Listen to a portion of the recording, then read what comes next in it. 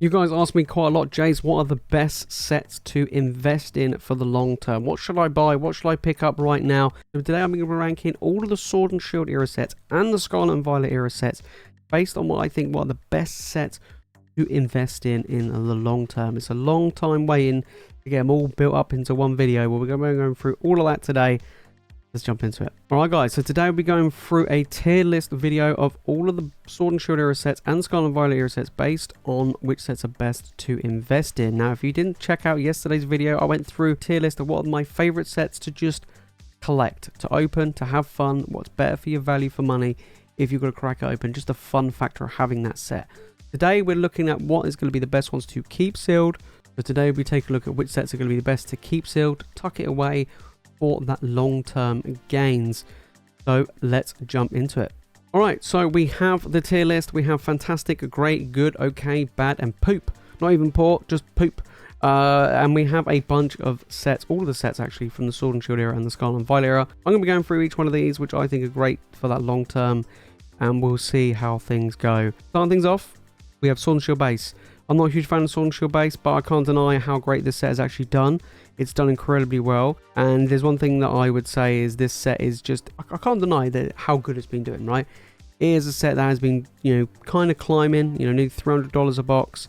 It is overall a pretty good powerhouse for a base set. It's actually one of the most expensive sets. I think it's actually the second most expensive set in the Sword and Shield era, if you look at for a sealed booster box. Is it going to do much more in the future? Now we're going to be looking at, yes, it's done good already, but how good will it do moving forward? That's the main thing. Now some of these have done good already, but it's whether or not it will continue to do good in the long run. Now I do feel like it will. I think the age of it will help quite a bit, and I think pretty much the scarcity, because around that pandemic time, any of these sets that came around the pandemic, 2020, 2021, they're going to be very, very big sets to look at for the future, and I think we have to take that into consideration. So for me, I think Sword and Shield will probably be an okay, actually, for a set that will probably do pretty good for the long run. It's not my top priorities, but I do feel like it's a solid one for the time moving forward. Same goes for Rebel Clash. Rebel Clash, it's a terrible set to open, but for collectability, that sealed booster box is doing really well at over $250 right now. I do expect Rebel Clash to hold, or maybe not go up much, a huge amount more. I do feel there'll be other Sword and Shield era sets that will overtake it eventually, but I do feel like it's another set that's kind of okay. I don't think it's going to be bad. I just feel like there's some things that were just better to pick up for the long haul. But I just think it's just average, to be perfectly honest. Dancer Blaze hasn't really done much. I mean, it's pretty much stayed around like 140, 150 for the longest time. It's a terrible set. Arguably one of the worst sets in the Sword and Shield era. Is that going to be a desire for people to want to collect in the long term? Potentially want to open them and have in their collections? Probably not. I don't think it's very good. Is it going to be going up in price? I wouldn't say it's poor, but I feel like it's kind of weak. So I'm going to put it bad. I don't think it's a really good set to really be spending your money on. There's a lot more other sets, to be honest. Champion's Path, again, another holiday set, big money Charizard. Apart from the Charizard, it's a really poor set. Hasn't really gone up much. ETBs have stayed anywhere roughly around $100. Hasn't really moved, unlike stuff like Hidden Fates from Sun and Moon era. Stuff like that have done really well. Champion's Path, on the other hand, really hasn't. I'm gonna have to put in bad. I'll probably say it's worse than Dancer Blaze. I think Dancer Blaze, because it has a booster box, helps it quite a bit, but Champion's Path, it's just not really worth it. There are so many better other holiday sets that have come out since then we'd better spend your money on. Vivid Voyage, very similar to Dancer Blaze. Again, booster boxes haven't really moved much for Vivid Voyage, even though I love Vivid Voyage. I think the cards in it are fantastic. The Chase of the Rainbow Chonkachu will help it quite a bit. Is it better than some of these other sets? Will it overtake some of these other sets? I kind of feel like it will. I definitely think it's better than Champion's Path. I do think it's better than Dancer Blaze. These two have already done really well, Rebel Clash and Sword and Shield base. So Vivid Voyage has got some work to do to get up to where they've been. But I think if you give it enough time, Vivid Voyage could overtake these, for overall value. So for me, I'm probably going to put it probably in the middle. Now, actually at the moment, I'm going to put it below Rebel Clash, mainly because Rebel Clash and Sword and Shield have done well. So I think Vivid Voyage is kind of okay, but yeah, has been reprinted quite a lot. Shining Fates. Now, Shining Fates, again, I absolutely love Shining Fates. But again, they've just been heavily reprinted. It's been reprinted into the absolute ground. The single card prices have been falling like crazy. I mean, Shining Charizard VMAX, like what, $70? It came out, during the hyper pandemic, and it was very, very expensive, and inflated and everything like that, but then they reprinted it. The Pokemon Company came and then they swooped in and they printed this into the absolute oblivion. Here's a downside of it, I have to admit. So I'll probably say it's bad. It's not very great. I would say it's probably worse than Dance and Blaze. If you go back to some of the earlier videos on the channel, when this set first came out, this was before they reprinted into the ground, I talked about how good Shining Fates would be because it kept going up in price. But then the reprints came and yeah, it just kind of ruined it. Now, Battle Stars hasn't really moved much. I mean, it's gone up a little bit. It was the cheapest set in the Sword and Shield era. Was the first set to bring in alt arts. It's a set that people not really care about, and I think in the future that will continue. It kind of gives me maybe Crimson Invasion vibes a little bit. So for me, I mean, it's one of the cheaper ones to pick up, which is actually not too bad. I think I would probably have to put it in okay. I'll probably put it in low okay. I think it's not quite as good as Vivid Voyage. I do feel like it's better than Shining Fates. I do definitely feel like it's better than Dance and Blaze and Champion's Path. So, Chin and Rain. Right, so I've been going on about Chin and Rain for like 2 years for how great this set was. When it was like $80 a box, I was like, guys, look, trust me, Chin and Rain's going to do really well. It's got so many arts in it. And if you go back and look at the comments on those videos, a lot of people like Jace, you're just talking, basically a load of crap. There's no way this $80 box is going to do really well. Hey, look, we're looking at $150 a box. It's bounced up quite a bit and, nearly doubled in price from the market price. And on top of that, big arts, so many arts. People start to appreciate how great Chin and Rain is. Yes, tough set to pull, to get the pulls in. Booster boxes now looking at $150. I do expect them to continue to climb. It's a set where people now starting to realise how good it is, and it's getting less and less easy to get hold of. So for me, I think Chin and Rain could be a high good set. I think it's a high good set to get right now. I really do. I think it's really, really good one to look out for. Alright, Evolving Skies. It's interesting with Evolving Skies, right? Now, this was one that I I don't think many people saw it coming, let's be honest.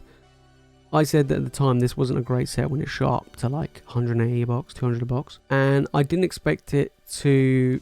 And at the time, there were a lot of talks of a big reprint coming. Because now, bearing in mind, a lot of these sets we've already talked about got massive reprints. We saw what happened to Shining Fates. We saw what happened to Battle Stars. We saw what happened to Chin and Rain. Chin and Rain got a huge reprint. And Evolving Skies did get reprints, but none of them were on the same scale as some of these other ones. They were like drips and drabs. And these were getting snatched up like no tomorrow. So it didn't really give us an idea of how much the market would react if a massive dump of Evolving Skies happened. And it really never came. So I would say that, kind of like the condition of where Evolving Skies is kind of reminds me of a bit like Team Up right now.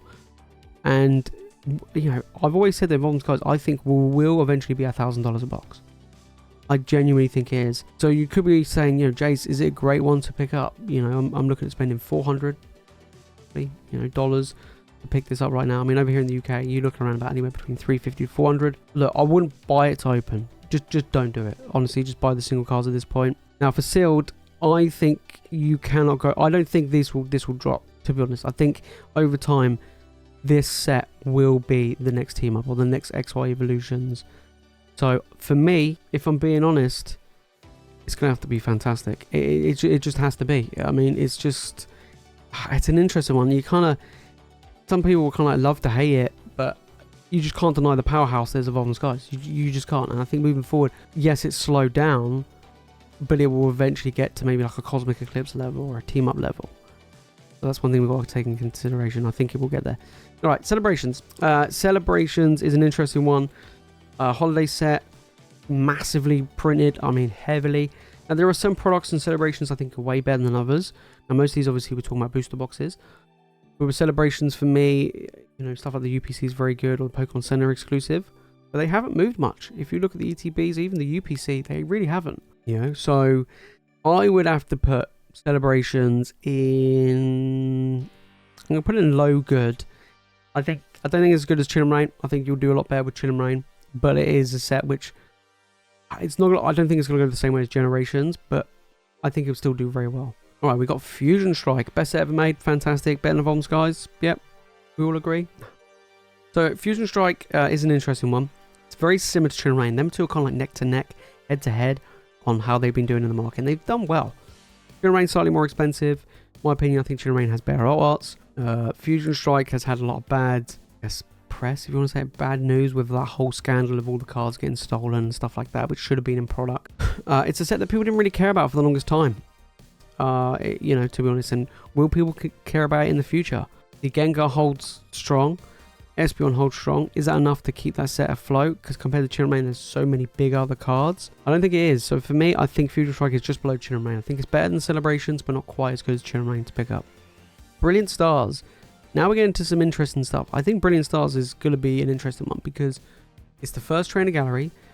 We know how great the set is. Right now, obviously, the prices have dropped, like everything in the Sword and Shield era, but it's got time to bounce back. And we saw Brilliant Stars booster boxes nearly reach 200 at one point. Okay, it was following, at that point, it was following the same route as Evolving Skies. Then reprints came, which caused the prices of Brilliant Stars to drop even more. So for me, I do think Brilliant Stars is very good. Do I feel like it's going to do better than Chilling Reign? Do I feel like it's going to do better than Fusion Strike? I actually do. I actually think Brilliant Stars will bounce back to where it once was. And like I say, it was already went up to $180. Bear in mind, these other sets never even reached that. The other ones are now currently at the highest they've ever been, whereas Brilliant Stars was higher than that and has dropped due to reprint. So that shows that that demand for that set is still there. And I do feel like it will hold very well because people down the line will be hunting all of those Charizards. So for me, I kind of feel like it's a great set. Definitely better than Chilling Reign. Astral Radiance. Okay, Astral Radiance is an interesting one. For me, I kind of feel like Astral Radiance is... it's okay. I think the Trainer Gallery helps. Nice arts as well. Hasn't really been reprinted anywhere near as much as some of the other Sword and Shield era sets. Probably, I think, the least printed out of all the Trainer Gallery ones, which does help Astral Radiance quite a bit. And the booster boxes are on the rise. I kind of feel like any Trainer Gallery set is strong, if I'm being honest. But for me, I would actually probably put Astral Radiance above Celebrations. I actually do. I actually think it's better than Celebrations for the long run, mainly because any Trainer Gallery set I think is going to be good moving forward, and I think Astral Radiance is definitely going to be one we have to keep an eye on. Alright, Lost Origin. Lost Origin is a big one. For me, it grew on me over time. You know, I didn't really care about it to begin with, and the market did like it. You know, the set followed very similar routes to Brilliant Stars, went up to like 180 a box. Then recently a reprint came and it dropped. The hunt for the Giratina is real. You know, Giratina is holding incredible value. Same with the Aerodactyl. Strong Trainer Gallery. For me, I think the Lost Origin is a set where people really want keep hold of for the long run. For me, I think it's better than Brilliant Stars. I think it's going to be a really good one moving forward for Lost Origin. I'm looking at getting some more Lost Origin for myself at the moment because booster boxes are on the cheaper side because they just got reprinted, which is quite nice. Okay, Pokemon Go. I don't own a single product of Pokemon Go. I did have the Pokemon Center ETBs. Sold them. Didn't want it in the end in my collection because they didn't do anything. Didn't even go up. Still ton of it around. This is a really tough set. It didn't perform very well. It's a set which people don't really want to open, even now. So I don't know if they want to even open up in the future. It came out too late, in my opinion, and I think that's had a massive impact on the desirability of the set. Pull rates all over the show. It's just not great, you know. And the top card, I don't know, was it $25, $30? It's just not very good, in my opinion. I do feel like Pokemon Go is kind of weak. Is it worse than Dance and Blaze? Is it worse than Champion's Path? Yeah, I think it is. I actually think it's poop. It's weird. It's kind of a poop set to open. It's a poop set to collect. I just don't think it's great. I think a lot of people don't, really like Pokemon Go. Obviously, there's people that do, and that's fine. But I do feel like it's just not a great one for the long term. Like, you have so much better choices to spend your money on, for sure. Okay, then we're going to Silver Tempest. Last of the Trainer Gallery sets. There was 4 of them. Now, we already talked about how good Brilliant Stars was because it had the Trainer Gallery. We talked about how good Astral Radiance was because of the Trainer Gallery. And, of course, Lost Origin.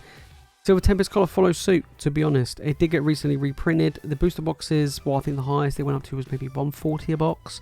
And then it dropped now down to near enough 100 again. So, I do feel like it could bounce back. I feel like it could probably do better than Astral Radiance. I think more people prefer Silver Tempest just because you've got that big money Lugia card. So for me, I'd probably put Silver Tempest just above Astral. I don't think it's that much better, to be honest, but I do feel like it is still good. Crown Zenith. This is an interesting one. Now, obviously, if you didn't see yesterday's video, I talked about how great this set is to open, but definitely go and check that video out. This one, of course. But collecting, investing, long-term, it's tough. This set has been massively reprinted. Huge. This one has fallen victim like Shining Fates. However, this is much more desirable than Shining Fates because of how great the set is, how great the pull rates are. In the long term, down the line, people will want to be opening up Crown Zenith. The demand for this will be strong, and I think that will help it. I really do think it will help Crown Zenith. Problem is with Crown Zenith though, like I say, it's been heavily reprinted. Right now, you're not going to get great returns, even if you picked up normal booster boxes, even if you picked up normal ETBs. I just don't think they're going to do very well. Now I have some of the Pokemon Center exclusives in my collection. They're going to do quite well, but I think the normal ones might struggle a bit, just because of how heavily it's been printed. But it's definitely better than Shining Fates. I do feel like it is pretty good, and I think it will bounce up in the future because it has actually did tick up and then the reprints came. I actually think it's better than the Celebrations. I actually think it's going to be a good one moving forward. I don't think it's going to be good as some of these other ones just because of their resiliency and their fact that they have booster boxes, and I think that's going to help it a lot more in the long run. But I do feel like Crown Zenith, to me, could go down the Generations route more so than Celebrations, so that'd be quite interesting. Okay, so now we're going into Scarlet and Violet. We only got a few sets here. Scarlet and Violet base. Now, all of these Scarlet and Violet sets are going to be interesting because they're a bit too new. Scarlet and Violet base, however, is it going to be as good as Sword and Shield base? Sword and Shield base did very well. I think that's mainly due to the pandemic. I just don't think I think Scarlet and Violet base is a better set to open, but I don't think it's going to do as well as Sword and Shield base has. Is it going to do better than the stuff in bad tier? I think it will, just because of how cheap it is, and there are desirable cards in there, more so than something like Dancer Blaze. So for me, I'm going to put in bad, but probably worse than Shining Fates, I think, for Scarlet and Violet base. Alright, Paldea Evolved. I think Paldea Evolved is going to do pretty well. I think Paldea Evolved is going to be a set where, you know, the pull rates are going to really help it. And, you know, the Iono's holding strong. You got the Magikarp's doing very well as well. I think it's going to help the set. You know, tough pull rates are going to help it in the long run. Super cheap right now to get as well, which means it's very appealing. Now we look at old Sword and Shield compared to early Scarlet and Violet. I think this is probably going to have to go in the good category. I think it is genuinely good. I would probably say Paldea Evolved will probably be better than Silver Tempest in the long run. I don't think it's going to be good as Fusion Strike and Chill and Rain, but I do feel like it's going to be a good set moving forward. I think it's going to be better than Rebel Clash. Yeah, I think so.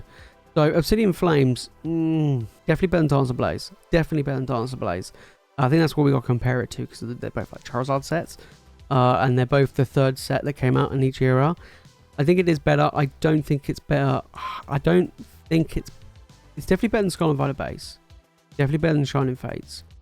I think it's bad. I think it's like top of bad. I don't think it's going to be that much better than Battle Styles. I think Battle Styles might actually be better than Obsidian Flames. Right now, anyway, like things will change over time. You know, things will quite easily change over time. But right now, I think Obsidian Flames is just too early to tell.